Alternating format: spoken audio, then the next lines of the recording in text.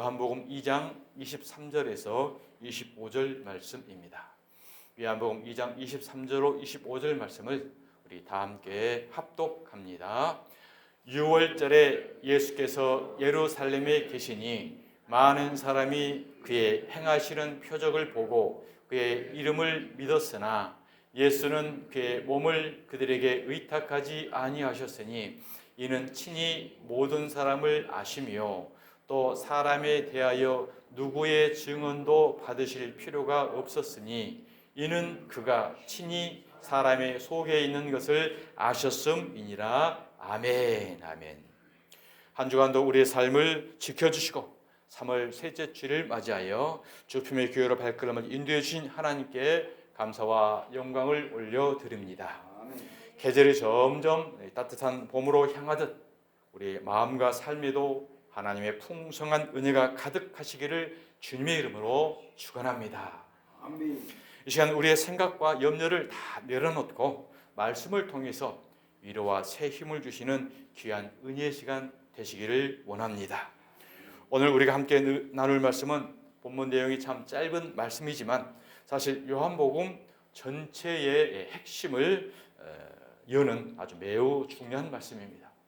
우리는 요한복음 지금 2장을 보고 있습니다. 요한복음 2장을 처음을 열 때 사흘째 되던 날 해가지고 가나의 혼인잔치가 시작이 됐죠. 그리고 혼인잔치를 물이 변화의 포도주가 되는 혼인잔치를 베풀고 그리고 예수님은 이제 예루살렘에 올라가셨습니다. 예루살렘에 올라가셔서 성전을 다 뒤집어 엎으셨죠.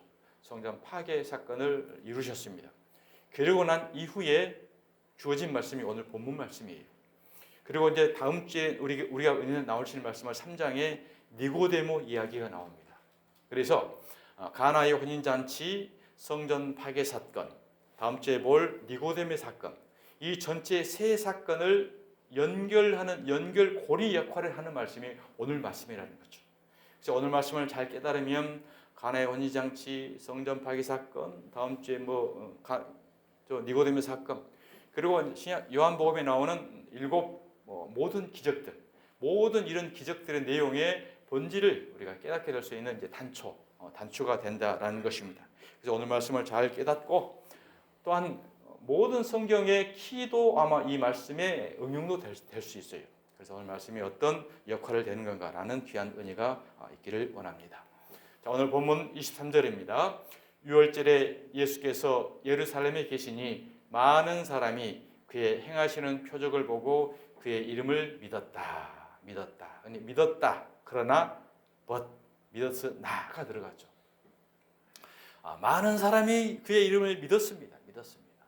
자, 그렇다고 한다면 그 믿게 된 동기는 무엇이었습니까? 그의 행하시는 표적을 보고 믿었다는 거죠. 이게 바로 우리 신앙생활의 오늘 연결고리, 모든 성경 연결고리고 우리 신앙생활의 키포인트라는 것입니다. 그래서 바로 이 오늘 보면 이 표적이 참 오늘 중요한 단어예요. 자, 요한복음은 기적이라는 단어 대신 표적이라는 단어를 씁니다. 헬라어로는 이제 세메이온, 영어로는 이제 사인이라는 표적이라는 말씀이죠. 자, 기적은 자연 법칙을 초월하여 일어나는 놀라운 사건을 말합니다. 그래서 물이 포도주로 변한 사건, 이것도 기적이죠. 그리고 병자가 치유되는 것, 이것도 기적입니다. 병원에 가서 치료하고 약 먹지 않았는데도 때로는 우리가 낫게 되잖아요. 이런 건 다 기적이죠. 그 다음에 죽은 사람이 살아났다. 이건 정말 기적입니다. 이것은 인간의 힘으로 불가능한 초자연적 사건인 것입니다. 이 사건 자체는 기적입니다. 그런데 표적이란 무엇입니까? 표적. 이것은 바로 단순한 놀라운 사건이 아니라 어떤 진리를 가리키는 사인이었다는 거죠. 기적과 표적의 차이인 거죠. 기적은 초자연적인 사건, 일어날 수 없는 거 분명히 맞아요. 그런데 성경의 기적은 바로 무언가를, 진리를 가리키기 위한 사인을 말했다는 것이 오늘 성경의 목적인 것입니다. 그래서 기적은 사건이지만 표적은 그 사건이 가리키는 예수님의 본질, 예수님의 정체성을 말하고 있는 거예요. 그래서 기적은 뭡니까? 수단인 거죠. 예수님의 본질, 예수님의 정체성이 바로 본질이라는 것입니다. 그래서 성경에 나와 있는 기적뿐만이 아니라 비유도 마찬가지고 이 모든 말씀들은 수단이에요. 수단은 뭐예요? 본질을 가리키는 거라는 거죠. 그래서 이 본질을 보지 못하고 수단에만 머물러 버리면 그것이 바로 무엇입니까? 종교 생활이에요. 종교 생활. 율법주의, 종교 생활은 수단을 붙잡고 우리의 삶, 우리의 현실을 좀 잘 되게 해보려고 하는 것. 그러나 신앙이라는 것은 본질인 예수 그리스도를 바라보고 예수 그리스도 안으로 들어가서 예수 그리스도를 붙잡는 것. 이게 바로 우리 신앙의 본질이라는 것입니다. 그래서 물이 포도주로 변한 사건은 기적임과 동시에 표적입니다. 왜냐하면 이 사건은 예수 그리스도가 새 언약의 기쁨을 가져오시는 분이라는 것을 보여주는 사인이었기 때문인 거죠. 그래서 요한복음에서 예수님의 기적은 단순히 놀라운 능력을 보여주는 것이 그 목적이 아니라 예수님이 누구신가라는 것을 보여주기 위해서 기적을 베푸셨던 것입니다. 한마디로 이 모든 성경은 전체가 바로 예수 그리스도는 누구신가 이것을 기록하는 책이 성경이에요. 그래서 창세기부터 요한계시록까지 모든 말씀을 읽으면서 이 말씀 속에 예수 그리스도가 누구신가 그분이 누구신가라는 것을 깨닫지 못하고 있다고 한다면 여전히 우리는 수단에 머물고 있다는 거죠. 그래서 이 본질을 깨닫지 못하면 계속 종교 생활에 머물 수밖에 없고 율법주의밖에 해당하지 않는다는 거죠. 그래서 예수님께서 마가복음 7장 7절 이하에 말씀하시죠. 하나님의 계명은 예수 그리스도가 본질인데 하나님의 계명을 사람의 교훈으로 바꾸어 가르치는 것을 헛된 예배라고 하는 거죠. 사람의 교훈이 뭐예요? 수단인 거죠. 수단. 어떻게 해서든지 우리가 이렇게 좀 잘 돼볼까? 어떻게 해서든지 좀 축복을 받아볼까? 어떻게 문제 해결해볼까? 어떻게든지 인격적으로 바르게 성장할 수 있는 사람이 돼볼까? 이와 같은 근본적인 인본주의적인 세상적인 윤리적인 도덕적인 여기에 머물러 버리는 것이 바로 이제 수단에 머무르는 한마디로 표적신앙. 이 표적신앙에 머무르는 사건이 된다는 것이죠. 그래서 요한복음에는 7가지 표적이 등장합니다. 그래서 그 첫 번째 표적이 가나의 혼인잔치였던 거죠. 예수님께서 물을 포도주로 바꾸셨습니다. 이 표적의 의미는 무엇이었습니까? 유대교는 형식만 남은 종교가 되었다는 거죠. 잔치는 있는데 포도주가 없습니다. 이것은 형식은 있는데 생명이 없다는 것을 보여주죠. 그때 예수 그리스도께서 물이 변하여 포도주로 바꿔주신 것입니다.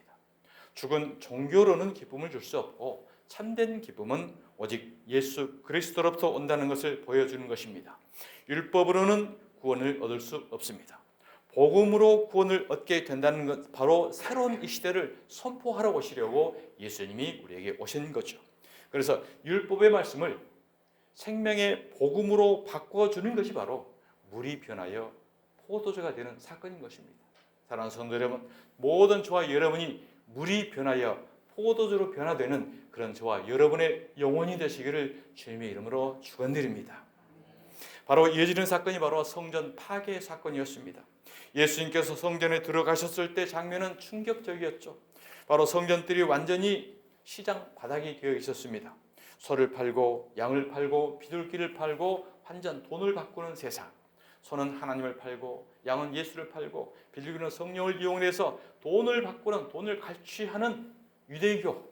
그 유대교뿐만이 아니라 오늘 이 시대도 때로는 그런 부분들이 우리에게 이 시대의 기독교에도 있다는 거죠.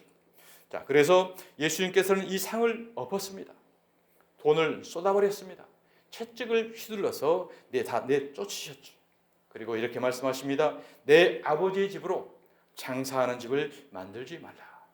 이 사건은 유대 율법주의, 종교의 체제에 대한 심판 선언을 예수님께서 행하신 것입니다. 그리고 예수님은 이 성전을 내가 사흘 만에 일으키리라. 그러니까 이 성전을 헐라라는 것은 유대주의의 모든 율법 체제의 시스템을 다 엎어라, 다 헐어라, 무효화한다는 거죠. 이것은 바로 율법의 폐함. 예수 그리스도께서 십자가에 죽으시고 부활하심으로 율법의 완성하신 사건. 이것을 행위로 몸으로 이와 같이 다 보여줬다는 사건이죠. 예수님이 십자가 죽으신 사건, 죽으신 것은 무엇이었습니까? 바로 율법의 정죄를 받아 죽는 거죠. 그리고 3일 만에 부활하는 것은 속죄를 이루는 것이었습니다. 그래서 십자가에 죽으신 사건은 율법의 정죄로 인한 속죄의 사건. 이 한마디 복음의 증거를 몸으로 행동으로 다 보여주는 것이 바로 성전 파괴 사건이었던 것을 우리에게 보여줬습니다. 바로 십자가의 죽음과 부활을 가리키는 십자가 사건이 성전 파괴 사건이었던 것이죠. 참된 성전은 율법주의, 가식적인 종교 체제인 이 건물이 아니다. 바로 종교의 행위가 아니라 예수 그리스도 본질인 자신임을 우리에게 말씀해 주신 것입니다. 성전 파괴 사건은 기존의 종교 시스템을 재건축이 아니라 상을 엎고 새롭게 기초부터 재개발이 일어나야 된다는 거죠. 우리가 집을 살아가다 보면 10년, 20년, 30년 살다 보면 집이 낡아집니다. 낡아지게 되면 이제 리모델링을 하죠. 리모델링을 하게 되면 껍데기만 하게 되잖아요. 껍데기만 청소하고 이렇게 껍데기만 거칠하게. 그러다 계속 살아가게 되면 안에는 본질은 썩어 있게 되면 또 다시 해야 돼요. 그래서 진정한 다시 하려면 어떻게 합니까? 완전히 싹 쓸어버려야죠. 오늘 시대에도 그 조합주택 해가지고 재개발 많이 일어나잖아요. 구도시마다. 조합주택에서 재개발 이제 형성이 되는데 굉장히 그 난항이 부딪힌 경우가 많아요. 협의가 안 되고 뭐 10년, 20년, 뭐 서울 중심 도시 같은 데는 10년, 20년 돼도 안 이루어지지 않는 데가 많습니다. 그 이유가 무엇입니까? 보상을 많이 받겠다는 거잖아요. 남보다 더 많이 받겠다. 그러니까 공정하게 판결을 해서 빌딩을 가지고 있는 사람, 초가집을 가지고 있는 사람, 땅을 넓게 가지고 있는 사람 다양하기 때문에 전체적으로 평균적으로 조사를 해서 맞게끔 이렇게 이제 배분을 해서 싹 쓸어버리고 새 단지를 조성해서 깨끗하게 지어가자. 이게 이제 재개발 조합주택의 취지인데 그 중에 어떤 사람은 나는 남보다 내 집이 더 소중해. 내 집이 더 커. 내 땅이 더 넓어. 그러니까 나는 돈을 좀 많이 보상을 받겠다. 이 욕심을 끊임없이 부리는 사람이 있다 보니까 조합주택이 안 이루어지는 거예요. 안 이루어지는 것이에요. 대표적인 경우에 무엇이었습니까? 그 장이동 재개발 사건. 수십 년 걸렸잖아요. 시에서는 86억 책정을 했는데 무슨 소리야. 나는 500억을 받아야 돼. 500억을 받아. 그래서 500억을 받겠다고 끊임없이 투쟁하고 농성을 하다가 수십 년이 걸렸잖아요. 그래서 결국 그 조합원들이 어떻게 나중에 손들어. 좋아. 우리가 10년, 20년 걸리면은 전체적으로 500억 손에 더 날 것 같으니까 아이, 까짓거 주자. 그리고 지금이라도 빨리 돈을 내고 우리 다 내서 500억 주고 재건축 다시 이루자. 그렇게 해서 협의를 했잖아요. 그래서 500억 주려고 하니까 안 돼. 나는 또 더 받아야 돼. 욕심이 또 들어요. 그럼 뭐예요? 500억을 더 받겠다는 건 뭐예요? 그 조합원들에게 돈을 갈취하겠다는 거잖아요. 결국 뭐 하늘에서 떨어집니까 그 돈이? 지역 조합원들이 돈을 주머니에 더 내서 500억을 모아서 주는 거잖아요. 그게 어디예요? 교회예요. 그 사람이 누구예요? 목사예요. 목사. 얼마나 나쁘고 뜨거운지요. 오늘 이 시대가 지금 성전에서 소 팔고 양 팔고 비둘기 팔고 돈 받고는 오늘 이 시대가 교회의 현상이지 않습니까? 오늘 실체가 지금 그렇게 됐다라는 것을 성전 파괴 사건을 통해서 우리에게 보여주고 있는 것입니다. 자, 예수님이 예루살렘에 올라가시고 이러한 것을 다 채찍으로 휘두르시고 상을 엎어버리고 물이 변해 포도주 사건을 베푸시고 그 다음에 성경에는 기록되지 않았지만 예루살렘에서 많은 표적을 행했어요. 기적을 행했어요. 그랬는데 성경에 기록된 것은 대표적인 것만 7가지만 요한복음에 다 기록해 놓는 거죠. 그래서 이제 성경에 보면 성경에 기록되지 않은 많은 표적들도 많이 행했다라고 이제 요한복음 20장에 보면 나와요. 그래서 예수님이 이 땅에서 많은 기적을 행하셨는데 그것을 낱낱이 기록할 정도 된다고 한다면 참으로 이 하늘의 이 먼 세상에 다 기록해도 부족하다. 그래서 특징적인 것, 대표적인 것만 성경에 이제 기자들이 기록해 놓았다는 거죠. 그래서 예루살렘에서 예수님이 행했던 이 모든 사건들, 표적들, 기적들을 보고 이제 많은 사람들이 믿기 시작했다는 거예요. 자, 겉으로 보면 놀라운 부흥 사건입니다. 그러나 다음 구절을 보면 충격적입니다. 24절 보십시오. 자, 예수는 그의 몸을 그들에게 의탁하지 아니하셨으니 이는 친히 모든 사람을 아시니요. 의탁하지 아니었다. 의탁이라는 말은 헬라어로 믿다라는 뜻이에요. 믿다. 예수는 그의 몸을 그들에게 너희들은 나를 믿는다고 했지만 나는 너희들을 믿지 않아. 이 말씀이에요. 왜요? 너희들 모든 사람을 알기 때문에. 자, 24절 보세요. 또 사람이 대하여 누구의 증언도 받으실 필요가 없으니 너희들이 착한 사람이고 바른 사람이고 도덕적인 사람이고 못된 사람이고 그런 증언 다 필요 없어. 아무리 너희들이 똑똑한 사람하고 잘난 사람이 칭찬을 해도 나는 그 마음을 알고 있어. 너희들이 아무리 손가락질하고 정죄해도 나는 그 중심을 보고 있어. 그러니 사람의 증거, 사람의 말을 들을 필요 없는 거야. 지금 이 말씀이에요. 그리고 누구의 증언도 받을 필요 없으니 이는 그가 친히 사람의 속에 있는 것을 아셨습니다. 아멘. 그분은 오늘 이 시대도 이 시간도 저와 여러분의 속을 다 보고 아시는 줄 깨달으시길 바랍니다. 예수님은 주님으로 믿는 것이, 그들은 예수님을 주님으로 믿는 것이 아니라 기적의 공급자로 믿었다는 거죠. 자기의 필요를 채워주시는 필요자로 믿었다는 거예요. 이것이 바로 어떤 신앙입니까? 표적을 믿는 신앙이라는 것입니다. 옛말에 견월망지라는 말이 있습니다. 견월망지. 달을 보았으면 손가락이 달을 가리키는 거죠. 그래서 다 손가락을 통해서 달을 봤습니다. 그리고 그 다음에 달을 계속 봐야 되는데 손가락을 보더라는 거죠. 그래서 손가락을 달을 보았으면 달을 가리키는 손가락은 잊어라. 이게 이제 결월망지라는 그 고사성의 의미잖아요. 이 말은 본질과 수단의 관계를 설명할 때 사용되는 비유였습니다. 사랑하는 성도 여러분, 지금까지 저와 여러분은 어떤 신앙생활을 해왔습니까? 우리의 믿음은 과연 어떤 믿음이었습니까? 혹시 우리는 병 낫기를 위해서, 문제 해결되기 위해서, 축복받기 위해서 예수를 믿고 있지는 않았습니까? 그렇다면 그것은 손가락을 보고 있는 표적을 믿는 믿음이었다라는 것입니다. 예수님은 오늘도 우리의 중심을 보고 계십니다. 사람은 겉모습을 보지만 주님은 우리의 마음을 보십니다. 우리가 어떤 말을 하든지 어떤 행동을 하는지도 중요하지만 그보다 더 중요한 것은 우리의 중심이 어디를 향하여 있는가라는 것을 그 방향의 문제라는 거죠. 아브라함이 부름을 받고 갈대와 우르를 떠났습니다.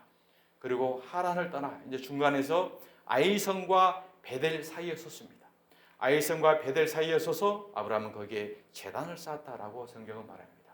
아이성과 베델을 뭘 말합니까? 베델은 하나님을 향하는 방향을 말하는 거고, 아이성은 자신이 과거에 살아왔던 그 갈대와 우루, 죄악된 세상, 인간적 본성, 이것을 향하고 있다는 거죠. 늘 우리는 아이성과 베델의 중간에 서 있습니다. 때로는 우리가 하나님을 향해 있다가도 삶의 환경을 통해서 사람들을 통해서 우리가 아이성을 향하고 있는 우리의 마음이 있다는 거죠. 그래서 바로 우리는 신앙의 방향은 아이성을 향하느냐 베델을 향하느냐, 이것이 바로 우리 신앙의 본질이라는 것입니다. 그래서 우리는 분명히 기억을 해야 됩니다. 신앙은 기적을 따라가는 것이 아니라 예수를 따라가는 것이다. 표적을 믿는 신앙이 아니라 예수 그리스도를 믿는 신앙인 것입니다. 많은 사람들이 하나님을 찾는 이유가 병 낫기 위해, 어려움 해결되기 위해, 삶의 문제가 풀어지길 바라며 하나님께 나옵니다. 물론 하나님은 우리의 기도를 들으시고 역사하시는 분입니다. 그러나 만약 우리의 믿음이 기적이 있을 때만 유지되고 기적이 보이지 않으면 흔들린다면 어떻게 해요? 그것은 아직 온전한 믿음이라고 할 수 없다는 것입니다. 예수님은 우리에게 신앙의 분명한 우선순위를 우리에게 주었습니다. 마태복음 6장 33절입니다. 시작. 그런즉 너희는 먼저 그의 나라와 그의 의를 구하라. 그리하면 이 모든 것을 너희에게 더하시리라. 그러므로 내일 일을 위하여 염려하지 말라. 내일 일은 내일이 염려할 것이요 한날의 괴로움은 그날에 족하니라. 저와 여러분이 간절히 원하고 바라고 애통히 하고 있는 것 하나님이 아실까요? 모르실까요? 다 아십니다. 그래서 우리는 그 손가락, 내 문제인 손가락에만 매몰되지 말고 하나님을 바라보고 그 예수 그리스도를 바라보면서 그분을 의지하게 된다고 한다면 네가 간절히 필요하고 원하는 것 내가 더한다는 거죠. 그렇습니다. 이것이 하나님의 진정한 마음이고 본질이라는 것을 우리에게 말씀해주고 있는 것입니다. 주님은 먼저를 말씀하십니다. 먼저 구해야 할 것이 있고 그 다음에 따라오는 것이 있다라는 말씀이죠. 우리가 먼저 구해야 할 것은 눈에 보이는 축복만이 아니라 하나님의 나라인 것입니다. 먼저 붙들어야 할 것은 기적이 아니라 하나님의 뜻입니다. 이 하나님의 뜻을 우리가 알기 위해서 그래서 말씀을 잘 듣고 깨달아야 되는 거예요. 말씀을 깨닫지 못하면 여전히 우리는 그 수단인 손가락만 보고 있고 내 문제에 국한되어 있을 수 있다는 거죠. 그래서 끊임없이 말씀을 통해서 내가 수단에 매여 있었구나. 수단이 아니라 본질이야. 본질을 깨닫게 되면 수단은 저절로 하나님이 다 따라오는 해결의 역사가 있다는 것을 우리에게 말씀을 합니다. 하나님의 나라와 그의 의를 먼저 구하는 사람은 그래서 상황에 따라 믿음이 흔들리지 않습니다. 기적이 없어도 하나님을 따라갑니다. 응답이 없어도 응답이 더디게 느껴져도 하나님을 신뢰합니다. 왜요? 하나님의 방법은 꼭 우리의 방법대로만 역사하는 분이 아니시거든요.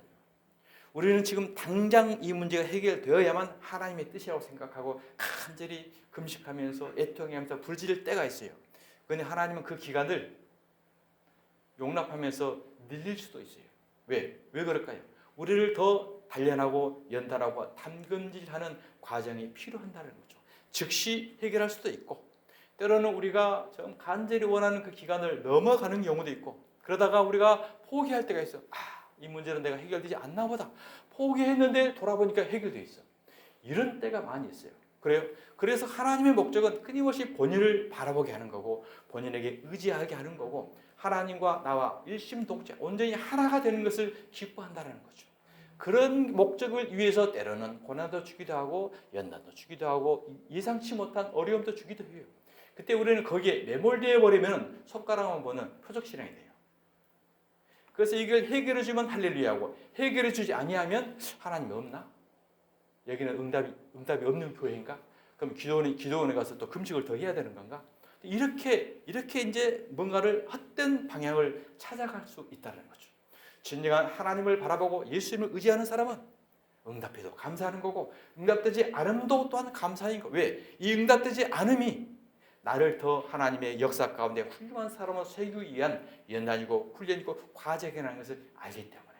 그래서 로마서 8장 28절 하나님을 사랑하는 자 곧 그 뜻대로 부르심을 입은 자들에게는 모든 것이 합력하여 선을 이루느니라. 아멘. 모든 것, 즐겁지 않은 것, 행복하지 않은 것, 속상한 것, 이것도 지나고 나면 그것을 통해서 오늘이 있게 하시려고, 이것을 해결해 가시려는 하나님의 역사라는 사실을 기억하시길 바랍니다. 기적은 하나님의 주실 때도 있지만 때로는 침묵 가운데서 우리를 더 깊은 믿음으로 이끄실 때가 많이 있어요. 때로는. 그래서 중요한 것은 기적이 있느냐 없느냐가 아닙니다. 우리가 누구를 따르느냐 하는 것입니다. 기적이 우리의 신앙의 목적이 되어서는 안 된다라는 것을 오늘 본문은 우리에게 말씀을 해주고 있는 것입니다.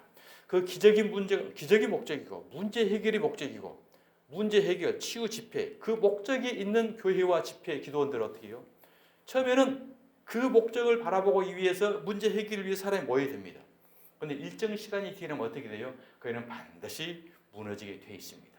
기적이라는 것은 끊임없이 객관적으로 일어나는 게 아니거든요. 초기 때는 하나님의 살아계신 역사인 표적을 향하기 위해서 수시로 일어날 때도 있어요. 그런데 수시로 일어나는 표적을 향하고 방향을 향해서 와야 되는데 오지 않고 계속 매몰되어 있다? 그럼 계속 하나님이 그걸 베풀까요? 아니죠. 문 닫습니다. 그래서 오늘 시대가 기도의 문 닫는 거고, 기복주의, 신비주의, 은사주의 교회가 지금 점점 약화되어 가는 게 정상이고, 약화되어져 가야 돼요. 본질을 벗어난 거기 때문에. 그래서 우리의 신앙을 이제 다시 돌아봅시다. 나는 축복을 따르고 있는가 아니면 예수님을 따르고 있는가? 나는 기적을 찾고 있는가 아니면 하나님의 나라를 구하고 있는가? 우리를 되돌아보게 하는 하나님의 말씀이라는 것입니다. 주님은 오늘도 우리의 중심을 보고 계십니다. 겉으로는 얼마든지 신앙이 좋은 사람처럼 보일 수 있습니다. 교회에 열심히 나오고 봉사를 하고 헌금도 많이 하고 또 신앙적인 말도 잘합니다. 사람들은 이런 모습을 보고 참 믿음이 좋은 사람이야, 신앙의 모델이야 라고 생각을 할 수 있다는 거죠. 그러나 예수님은 속지 않습니다. 성경에는 겉으로 보기에는 훌륭한 신앙인처럼 보였지만 하나님께 인정받지 못한 사람들이 있다는 거죠. 그 중에 대표적인 사람이 누굽니까? 가룟 유다입니다. 가룟 유다. 그는 예수님의 12제자 중 한 사람이었습니다. 예수님께서 12제자를 파송할 때, 전도 사역을 파송할 때 가룟 유다도 다른 제자들과 함께 선도 사역에 참여했습니다. 하물며 귀신을 쫓는 능력까지 받았어요. 누가요? 가룟 유다가. 많은 일을 행하고 또 예수께 돌아와서 자식의 선교 보고도 하고 막 이런 일을 다 했던 사람이에요. 자, 마가복음 6장 7절 보십시오. 12제자를 부르사 둘씩 보내시며 더러운 귀신을 제한한 능력을 주시고, 12제자 속에 가룟 유다가 포함됐다는 말씀이죠. 겉으로는 완벽한 제자였습니다. 그러나 그의 마음에는 주님보다 욕심과 돈이 자리 잡고 있었던 것이죠. 결국 그는 예수님을 은 30에 팔았습니다. 겉으로는 제자였지만 마음은 제자가 아니었다는 사실이죠. 또 다른 부류가 한 사람이 있습니다. 부류들이 있습니다. 당시 종교 지도자들이었던 바리새인들입니다. 그들은 누구보다 종교적으로 열심히 했습니다. 율법을 생명처럼 철저히 지켰고 금식도 하고 기도도 많이 했습니다. 그러나 예수님은 그들을 향하여 외식하는 자들이라, 독사의 자식이라고 책망, 질책해버리죠. 마태복음 23장 25절입니다. 화 있을진저 외식하는 서기관들과 바리새인들이여 잔과 대접의 겉은 깨끗이 하되 그 안에는 탐욕과 방탕으로 가득하게 하는도다. 예수님은 바리새인들 그 마음을 속속들이를 다 지켜본 것입니다. 그들이 바로 잔과 겉은 깨끗이 했다는 거죠. 그런데 그 안에는 탐욕과 방탕으로 가득했다는 거예요. 여러분, 이들이 천국을 갔을까요? 지옥을 갔을까요? 알죠? 못 갔습니다. 보세요. 마태복음 23장 13절 시작. 화 있을진저 외식하는 서기관들과 바리새인들이여 너희는 천국 문을 사람들 앞에서 닫고 너희도 들어가지 않고 들어가려 하는 자도 들어가지 못하게 하는도다. 신앙생활은 이 세상 가운데 신앙생활을 하나님을 가장 잘 믿었던 사람이 누구예요? 서기관과 바리새인들이에요. 하나님의 구에 율법대로 완벽하게 지킨 사람이었어요. 생명 목숨을 바치면서까지도 지켰어요. 그게 순교라고 여기면서. 그런데 천국을 가지 못 가요? 못 가잖아요. 율법주의 신앙. 이게 참 얼마나 우리는 천국 가지고 무서운 얘기인데도 그냥 복음도 지키고 하나님 말씀대로 잘 지켜서 정말 율법주의로 바르게 착하게 잘 살아가자. 그냥 두리둥실하게 그것도 좋은 것 같고 이것도 좋은 것 같고 다 품고 가자. 아니에요. 천국과 지옥이 엄하게 관리했다는 거죠. 그들이 뭐예요? 그들은 천국 문을 닫는 사람이라는 거예요. 닫는 사람. 율법주의자들은 신앙생활 잘하는 사람 같은데 반대로 천국 문을 닫는 사람이었구나. 닫는 사람이 들어가겠어요? 자기도 못 들어가고 들어가려 하는 자도 못 들어가게 해요. 은혜요. 복음이요. 이것을 믿는 자들에게 그렇게 해서 신앙생활하는 게 아니야. 이렇게 해야 돼. 금식도 해야 되고 헌금도 해야 되고 율법주의 지켜야 되고 말씀을 지켜야 되고 이렇게 잘 지켜야 신앙을 제대로 하는 사람이야. 계속 율법주의 신앙 오늘 이 시대도 계속 닥달하고 교육하는 자들. 이들이 바로 서기관과 바리새인 길을 따르는 신앙, 율법주의 신앙하고 있다는 자들이죠. 이들이 신앙생활을 제일 잘한다라고 자부심을 느끼고 있어요. 자부심. 이게 바로 영적인 부자라는 거예요. 부자. 이런 부자는 낙타가 바늘기 들어가는 것보다도 어렵다. 천국에 들어가는 거예요. 세상에 그냥 돈 많은 부자를 말하는 게 아니에요. 영적 부자예요. 자부심이 대단하잖아요. 난 율법을 지켰어. 나보다 더 잘 지킨 사람, 지킨 적 없어. 나오라 그래. 이게 바로 너는 부자야. 부자는 천국 못 가. 이걸 말한다는 거죠. 가난한 자가 그러니까 하나님, 나는 율법을 못 지킵니다. 율법 지키려고 해봤더니 정말 내가 겉으로는 지키는 것 같았는데 마음은 탐욕과 욕심이 가득하네요. 그래서 오늘도 주님 앞에 나와서 십자가에 엎드립니다. 십자가의 공로 보혈의 피 아니면 이 흉악한 죄를 씻고 나는 천국 갈 수 없어요. 이게 바로 가난한 자예요. 이런 가난한 자만 천국 간다는 거예요. 우리가 그냥 돈 없고 그냥 집 없고 이런 가난하게 말한 게 아니고 이것은 전부 인간이죠. 육체적인 거잖아요. 인본주의적인 거잖아요. 껍데기잖아요. 영적인 성령은 다 영적인 발언이기 때문에 바로 이런 서기관과 바리새인들 그들은 천국도 못 가고 이렇게 신앙생활을 계속 가르치는 자들 자기도 못 가고 들어가는 자도 못 가게 막고 있는 자라는 거예요. 생각해 봅시다. 지난날 우리 신앙생활 어떻게 왔는가. 이런 서기관과 바리새인들 같은 목사 밑에서 우리가 신앙생활 해왔잖아요. 애기 때부터 정말 주일날은 뭣도 하지 말고 이렇게 해야 되고 얼마나 바리새인 율법주의자들 큰일 날 뻔했잖아요. 큰일 날 뻔. 계속 그대로 갔다가 천국을 못 가는데. 자, 그러나 여러분 성경에는 이런 부류들만 있는 게 아니라 다른 부류도 사람들 있습니다. 사람들은 포기했습니다. 그러나 주님은 가능성을 보신 사람들이 있습니다. 실패자였지만 반석이 된 베드로입니다. 베드로는 열정적인 사람이었습니다. 그러나 그는 결정적인 순간에 예수님을 3번 부인합니다. 사람이 보기에는 베드로는 끝난 사람 같았어요.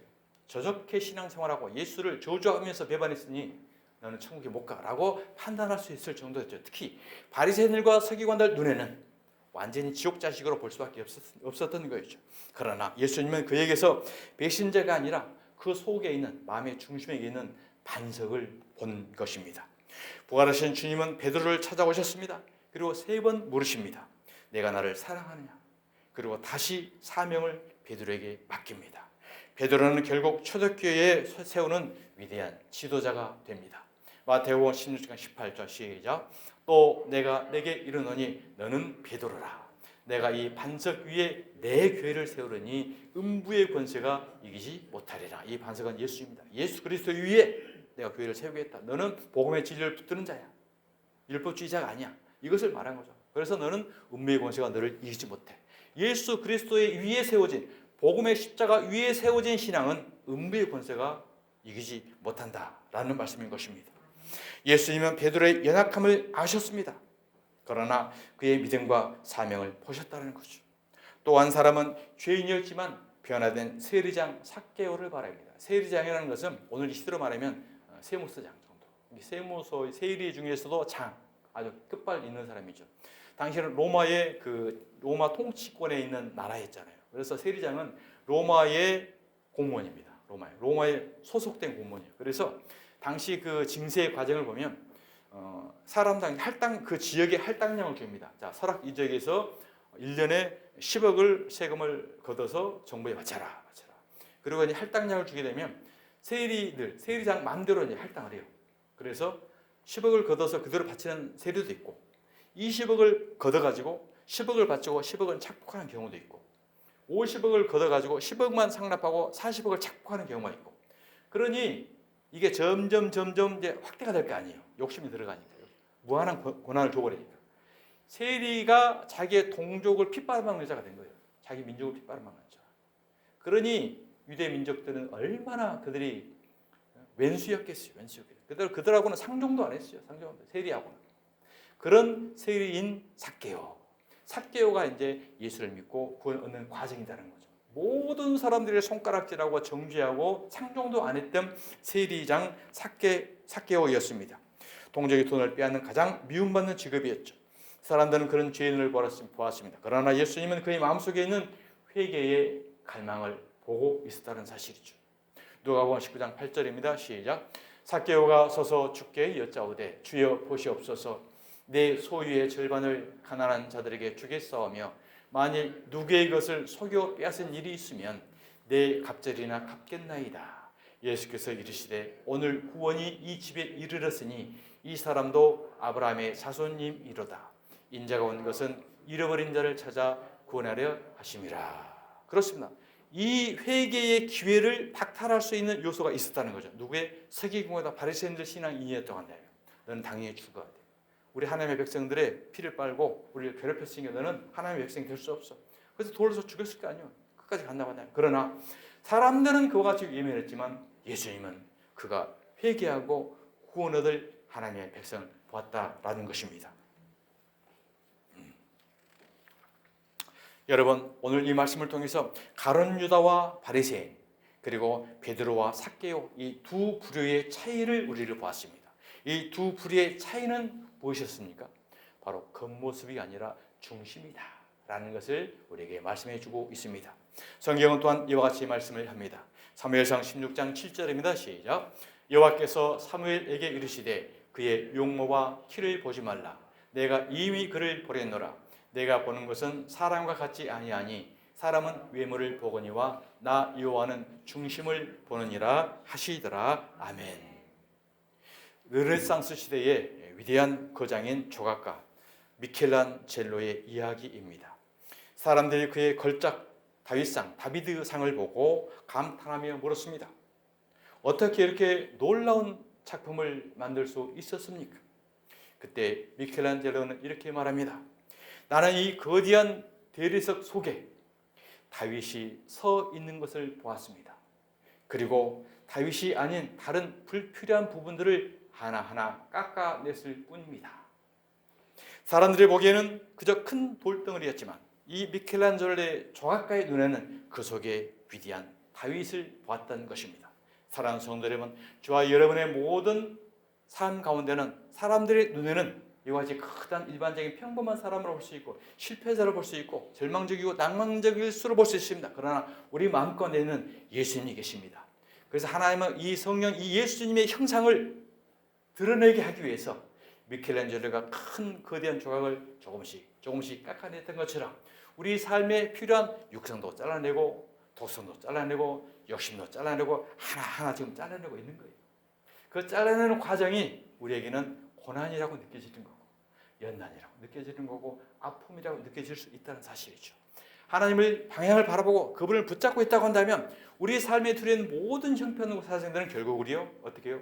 우리 안에 예수 그리스도의 형상을 만들어 가기 위한 불필요한 부분을 깎아내고 있는 과정이구나 라는 사실을 믿고 깨닫는 저와 여러분 되시길 바랍니다. 사랑하는 성도 여러분, 예수님도 우리를 그렇게 보십니다. 사람들은 우리의 현재의 모습만 봅니다. 우리의 실패, 우리의 연약함, 실수 그리고 과거를 들추어서 정죄를 하죠. 그래서 이 사람은 안 돼, 이 사람은 변하지 않는다라고 쉽게 판단하고 이야기를 합니다. 그러나 주님은 다르게 보십니다. 주님은 우리의 겉모습이 아니라 우리 안에 있는 하나님의 형상, 변화될 가능성, 회복될 미래를 보고 있다는 것이죠. 사랑하는 성도 여러분, 우리 자녀들을 그와 같이 하나님의 형상을 보시고 미래들 현상을 보시고 그와 같은 목적을 두고 기도하시는 저와 여러분 되시길 바랍니다. 베드로를 보실 때도 사람들은 실패한 제자를 보았지만 예수님은 교회를 세울 반석으로 보셨던 것이죠. 삭개오를 볼 때 사람들은 죄인을 보았지만 예수님은 그가 회개하고 구원받을 영혼임을 예수님은 그의 중심을 보았던 것입니다. 예수님은 우리 안에 있는 하나님의 형상을 보십니다. 그리고 우리 삶에서 하나님을 닮지 않는 부분들 오늘도 하나하나 조금씩 깎아내고 있다는 사실을 기억하시길 바랍니다. 하나님의 말씀은 살았고 운동력이 있어 좌우에 날선 어떤 검보다도 예리해요.